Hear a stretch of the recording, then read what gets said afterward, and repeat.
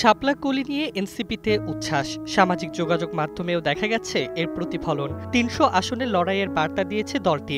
এদিকে ঢাকা থেকে আগামী জাতীয় সংসদ নির্বাচন করার কথা জানিয়েছেন জাতীয় নাগরিক পার্টির আহ্বায়ক নাহিদ ইসলাম।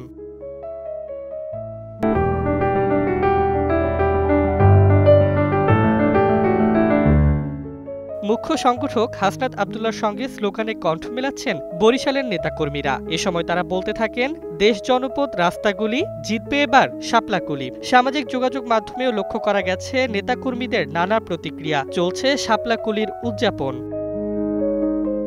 সার্জিস আলম তার ফেসবুকের এক স্ট্যাটাসে লেখেন, গ্রাম শহর অলিগলি, জিতবে এবার শাপলাকলি। এদিকে দলের সিনিয়র যুগ্ম সদস্য সচিব ডাক্তার তাসনিম জারা ফেসবুকে লেখেন, সবাই মিলে স্লোগান তুলি, জিতবে এবার শাপলাকলি। রোববার বিকেলে নির্বাচন কমিশন শাপলাকলি দেওয়ার কথা জানায় এনসিপিকে।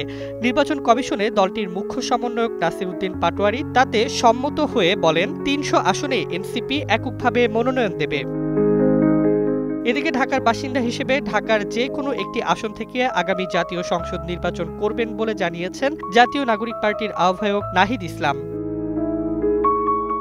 নাহিদ জানিয়েছেন, ফেব্রুয়ারিতে নির্বাচনের রোডম্যাপ ধরে দল গোছাচ্ছে এনসিপি।